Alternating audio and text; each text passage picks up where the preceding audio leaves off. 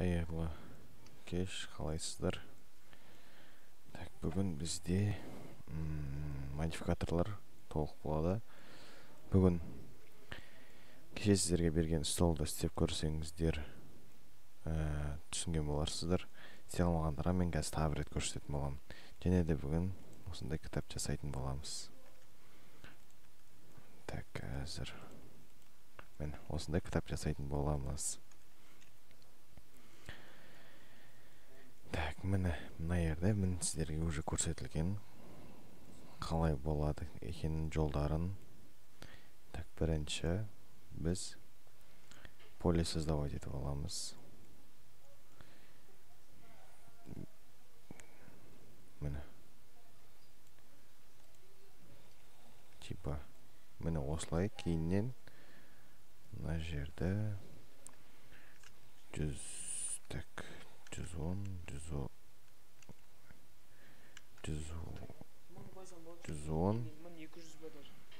и 10 дейік.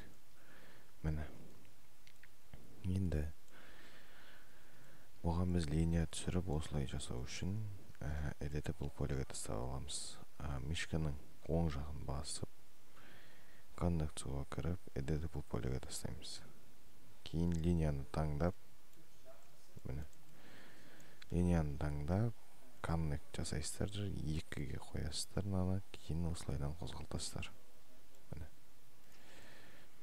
Дәл солай наветті таңдайсыздар, коннекті басасыз, уже қойып бере береді. Осылай. Көрдіңіздер ғой, Енді бұл жерде бұлай көрсетілген негізінде мынадан бұлай қарай кетеді деп көрсеткенде, бірақ бұлайнан. Так, мына жерде негізі осылайнан істесеңіз де болады. Кейін точкамен түзіліп ала салсыз мынандай қылып. Болмаса сразу осылайнан істеп кете беруге болады. Енді бізге екінші линиялар түсіру керек мынандай. Бұны түсіру үшін біз дәл солай. Енді ішінге линиялар таңдаймыз. Міне рингті баса салайық. Содан кейін коннект. Міне өз түсіріп береді. Дәл солай мына жақты істейміз. Коннект, ринг и коннект. Вот. Дәл осылай болады. Енді бұдан біз мынандай объектісін көтереміз. Мына жақты бізге керек жоқ. Міне қараңыздар. Көріп тұрсыздар ғой, дәл осылай келеміз біз. Кейін төрт бұрышты басып, бізге көтеретін керекті жерді белгілеп аламыз. Кейін экструд жасаймыз. Экструд бізге керекті размерді жазып аламыз мына жерге. 20 қылайық. Бізге болады 20 нормально. Енді бізде уже мынандай қылып шығару керекпіз столда. Міне көтеріп бұлайнан. Бұны істеу үшін дәл солай төрт бұрышты бассаңыздар сіздерде таңдалып тұрады осылай. Кейін экструдты басып тағы бір көтеріп, бұны примерно 10 қылайық. Осылайнан кішкентай сияқты 15 қыласылайық. 15. Міне дәл осылай болады.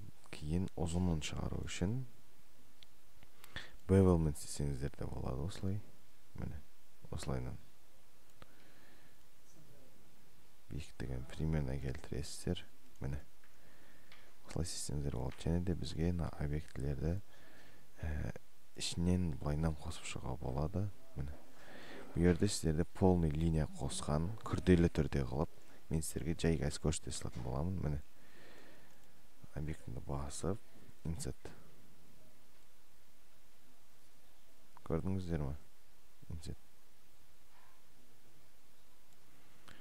Так, бір қылайық, міне, бір нормально. Дәл осылай наяққа insert бастаңыз, уже жаңағы настройкамен кете береді. Дәл солай істей берсеңіздер болады. Керектін басайық, insert, вот. Дәл солай наяқтарды таңдап істей бересіздер. Insert. Көрдіңіздер ғой, Insert. Міне. Енді осының қақ ортасын таңдап, осылайынан бричті басасаңыздар болады. Осылайынан бридж. Екі объектін бірге алу керек екенін білетін шығарсыздар. Мына объектінің мына шетін таңдап, Ctrl-ды басып тұрып, мына аяқты таңдайсыздар. Кейін бриджді басасыздар. Міне, осылай. Түсінбеген болсаңыздар, айналдырып, тоқтатып көріңіздер. Міне, біздің столымыз дайын. Сіздерде де мынандай төрт бұрыштылар шығып тұрса, бұрыштарында кәдімгі ағылшынша ж-ны бассаңыздар, міне, кетеді. Ж емес, ж бар ғой кәдімгі. Кейін ені басып, былайынан айналдырып, 180 градусқа көтеріп қоя берсеңіздер болады. Міне. Енді мынандай дәу стол жасау үшін дәл осыны алып, осыны қойып, мишка шрифтті басып, копия жасап, копия қылып, мына жерде точканы таңдап, осыдан көбейте берсеңіздер де болады. Міне, қараңыздар. Мына бет таңдап аласыз, соза саласыз, осылайынан төбесінгі объектті таңдайсыз. Міне. Дәл осылай жоғары жағына кіріп Z-ті басып, міне. Биіктігін анамен келтіре саласыз. Міне. Болды, түк қиындығы жоқ, столымыз дайын. Дәл осылай өзіңізге керекті қанша стол керек, соны қойып істей берсеңіздер болады. Осылайынан ауыстырып қоя бересіздер. Міне. Стол дайын, түк қиындығы жоқ. Өте оңай, өте қолайлы, тез істеле алатын, қол үйренетін жаттығудың бірі стол. Енді күрделірек істейтін боламыз. Бұл жерде модификаторларды қолданамыз. Бұл жерде біз кітапты жасаймыз. Бірінші, дәл осылай біз бокс создавать етіп аламыз. Тағы біреу. Мен наподобие абатырым. Осылайынан және де мына жерді қазір көріп тұрғандарыңыздай қалың. Олай емес, так. Биіктігі 4 тұрғанда міне. Түсірсеңіздер болады, осылайынан жіңішке келеді. Так, мына жерде түсін сұрғыла салыңыздар. Өйткені өзіңізге оңай болады. Так. Міне. Так, созылыңғы сияқты әлде де қыса салайық. Типа осылай. Енді бұны ортасына линия салу үшін мишканың мына бетін басып, Connect to басып, Edit полиға тастап аласыз, линияны басасыз, ортаңғы линияны таңдап, Connect пен қоса бересіз. Мынамен қысасыз. Мына жерде қанша өтір екен көрейік. 1, 2, 3, 4, 5, 6, 7, 8, 9, 10, 11. Мына жерге 11 деп жазайық. Кейін мынаны кішкене қыссаңыз да болады. Болды. Енді мына жердегіні рингті басып, Connect басып, мына жерде 2 қыласыздар. Мына жерде 0,0 қыла салыңыздар. Так, дұрыс емес. Қате болды. Connect басасыздар, мынамен ашып келтіресіздер. Осылай. Қазір бізде адамдар көп болып тұр, сондықтан кішкене шумный, ол жағын айып етпеңіздер, кішкене. Так, енді бізге мына объектінің кішкене майыстыру керек, бұлайынан көтеріп майыстыру керек. Көрдіңіздер ғой, Так, міне. Расстояниесімен қояйын. Размер кішкене кемеген екен, бүйтіп кездіресеңіздер болады. Таңдап, міне. Осылайынан размерді келтіресеңіздер болады. Енді осы жерде майыстыру үшін кішкене ортаға келтіре салайық. Міне. Жоқ, дұрыс емес, осылай тұра берсін сіздерде. міне ссылканы басып бүйтіп көтересіздер. Көрдіңіз ба? Міне майысады. Енді дәл осы жерде тұрған күйінде мына жерде FF-да 4x4 деген бар, соны басасыздар. Міне осылай шығады. Осы жерде ссылканы басып біріншісін басасыздар. Кейіннен осы жерде майыстыра берсеңіздер болады. Міне ортаңғы линияны аласыздар. Осылайынан майыстырасыздар. Міне көрдіңіз ба? Қайтадан бас жересіз. Басқа объектін бассаңыз осылай майысып көрінеді сіздерде де. Міне дәл осылай. Так, енді мына жақта бізде мына линияны қосу керек. Бұны қосу үшін сіздер тағы да editable полеге тастайсыздар. Міне editable полеге тастайсыздар. И линияны таңдап, мына линияны таңдайсыздар дағыны. Ring, кейін connect. Бір линия, кейін бұл бір линияны астындағымен қозғалтасыздар. Осылай. Дәл солай аяқты да ring қыласыз, connect қыласыз, өз жарып береді настройкасын. Енді бізге объектісін көтеру керек бұның қазір. Дұрыс емес. Так, міне. Бізге көтеріп шығара салу керек. 4 бұрышты басасыздар. Екі керекті объектін бірдей басып, экструдты істетіп 10 қыласыздар. 10 үлкен қылады екен. Примерно 5 қылайық. Міне 5 вроде нормально.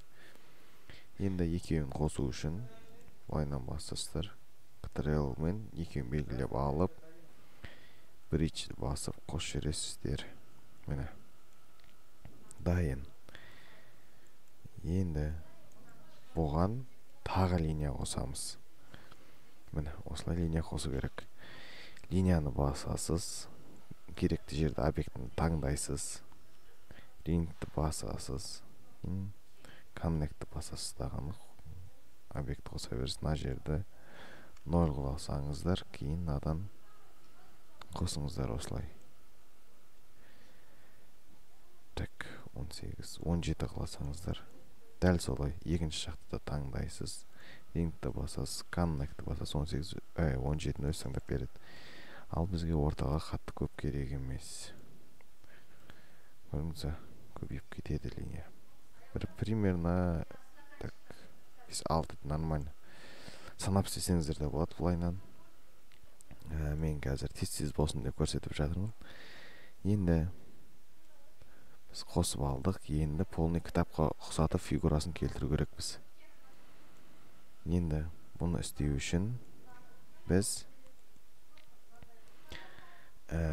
точканы таңдап аламыз. Штемізді.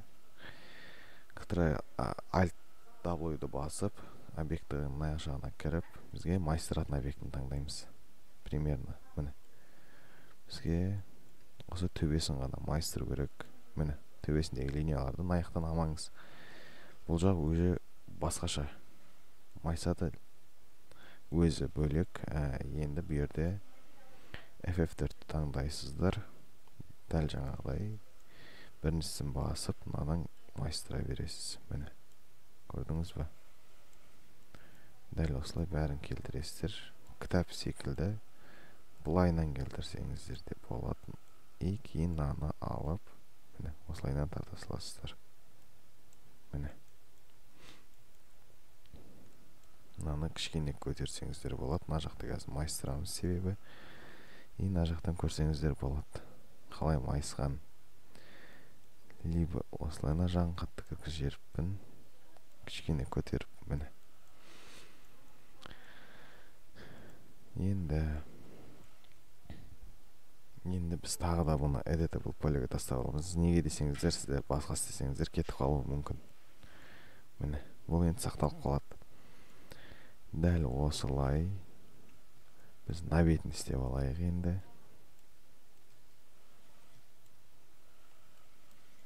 Осылай таңдап. Так, енді бұл жерге тоже соны таңдаймыз. Міне, осылай.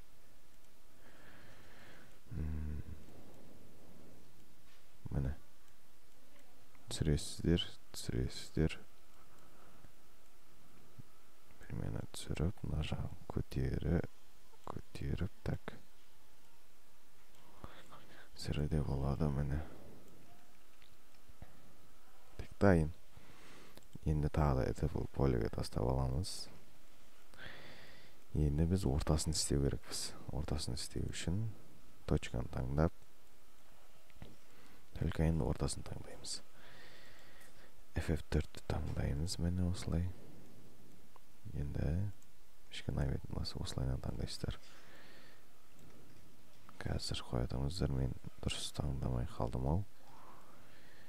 Себебі менде істелмей тұр. Так. Қазір.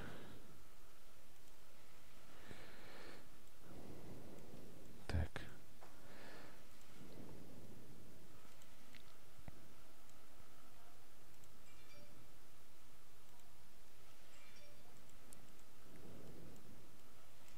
Менде қазір плоскый объекті болғаннан кейін таңдалмай жатыр. Қазір білмеймін, күте тұрыңыздар. Былайынан істесеңіздер болады, либо. Так. На объектіні, так. Стенал.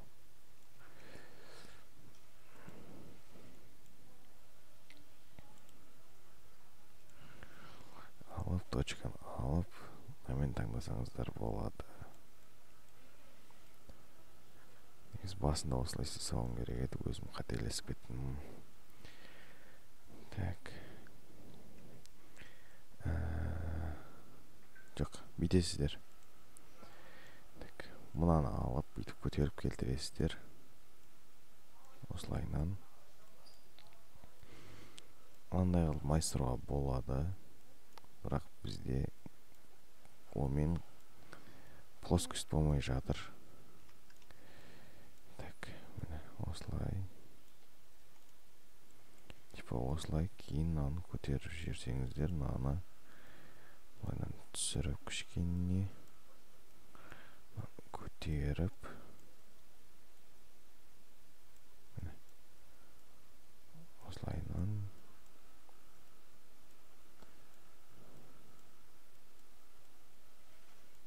міне осылай келтірсеңіздер болады. Аха. Енді міне енді бізге бетінде бір парақ ретінде мынандай істеу керек. Оны істеу үшін 4 бұрышын таңдайсыздар. Кейін жартысын таңдайсыз. Осының майысқан жерін міне. Бізде майысқан жерін мына объектіден бастап таңдайсыздар. Былай қарай. Только бетін ғана алу керек бізге. Көрдіңіздер ғой, ә? Так. Міне осылай таңдайсыздар. Аха. Енді shift басып тұрып төбеге копиясын шығарасыздар. Міне осылайнан. Енді линияны басып бұған линия қосамыз. Ой. Ring Connect. Міне. Енді бұны біз FF4 қолданып майыстырып шығамыз. Басасыздар. Басып бізге мына бұрышын майыстыру керек. Ой, дұрыс емес. Қателестедім, қайттан editable полиге тастасаңыздар. Кейін точканы таңдап төбедегінің полныйын таңдап шығыңыздар осылайнан. Төбедегіні енді так қазір енді мына FF4 таңдайсыз. Үшіден 4 таңдап мынаны көтересіз осылай. Міне көрдіңіз ба, типа парақ ретінде шығу керексіздер деді. Осылайнан келтіре берсеңіздер болады. Так. Көтерілді. Енді Біз бұны так көтеріп алдық. Енді бұл поляға тастап объектіні таңдап, мынау осылай таңдап тұрады сіздерде. И detach деген тауып объектіні бөліп аласыздар. Кейін осына келіп бұлайнан бетіне қоя саласыздар. Міне біздің кітабымыз дайын. Осылайынан осыған текстура беріп алдыда болады сабақтарда рендерге тастай бересіздер. Жалпы бүгінгі тапсырма осы. Осыларды істеңіздер. Және де мен қазір сіздерге Word'да арнайы полный дайындап қойғам. Қайсы кнопканы басып қалай шығару керек екен полный дайын тұр. Сонымен жасайсыздар, сонымен көріп қолданатындарды қолданып істейсіздер. Түсінбеген жерлеріңіз болса қоя берсеңіздер болады. Жалпы бүгінге осы. Рахмет, сау болыңыздар.